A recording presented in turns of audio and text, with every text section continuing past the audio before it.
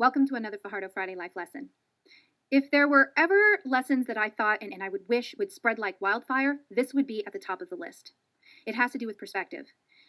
People allow things going on in their lives to dictate the rest of their lives, and it almost becomes a self-fulfilling prophecy.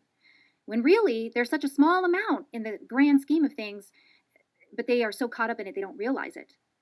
I talk about this because it happens every beginning of the semester for my students, especially the ones who come in for my communications class. It has to do with giving speeches.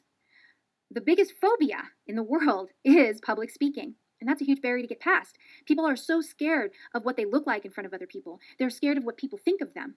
When really, it's such a small amount in certain given situations. But we allow them to just overwhelm us. And again, dictate what happens with the rest of our lives because we allow it to affect us that much when really it's such a small amount. I have to give this to my students and explain the perspective and show them the numbers. And I want to do that here with you. Now, I don't have the same kind of technology experience as other people when it comes to these kinds of graphics and video making. I'm doing the best I can, but I think this is such an important lesson, I don't want to wait on it. So bear with me. I'm going to minimize myself because I'm not as important as what I'm about to tell you and give you my presentation. It's called Numbers Matter, but also Don't Matter. And here's what I mean by that. I'm going to take it in terms of school, in a class, and how we let those times in school affect us. And the thing that you need to realize is we worry about how we struggle in school, our studies. We worry about what people think of us and even bullies, the kinds of things that we go through in the day in the life of a school student.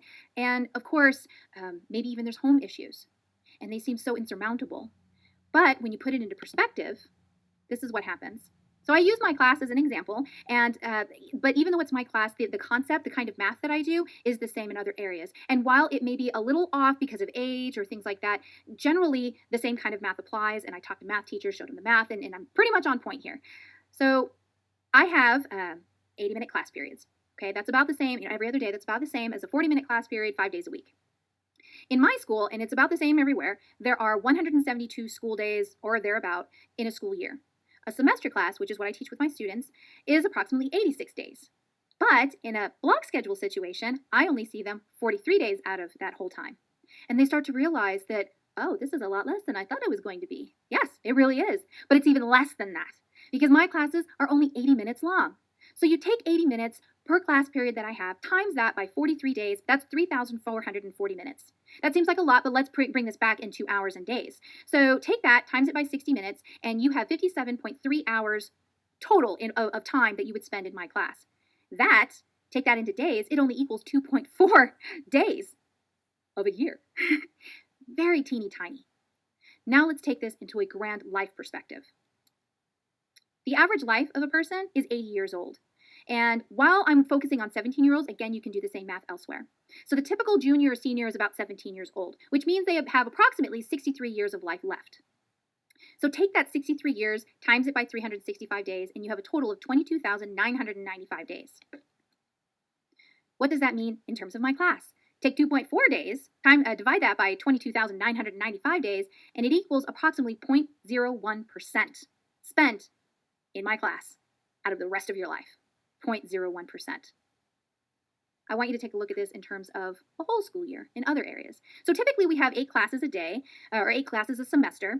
Take that 0.01%, which is my class, spread that across all the classes, and a semester is 0.08% of that high schooler's life. Take that to a year, which is 0.16% of the rest of a life. So it's only 0.16%. What does that mean? Don't let as little as 0.01% dictate the other 99.99% of the rest of your life. And in terms of a year, don't let 0.16% dictate the other 99.84% of the rest of your life. It is such a small amount of time in the grand scheme of things, and yet we allow it to affect us that much. But of course, people are going to say, well, what about the whole school time? School, it's a long time. It's 13 years of your life, K through 12. Yes, so let's do the numbers on that, which I did. So elementary school or primary school is different because you're in one class for 8 hours of that day. I did the math, and that equals 0.2% year. That's 1 year, and that's over 7 years. So times that by 7 years, it equals approximately 1.4% of the entire rest of your life based on that age. Now go to middle school. Middle school works a lot like high school, so I use 0.16% to work with that as well. So times that by 2, and that equals only 0.32% of your life. Now go to 4 years of high school, and it equals 0.64% of the rest of your life. Add all of those numbers together, and it only equals 2.36%,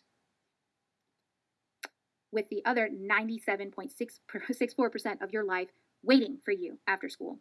97.64%.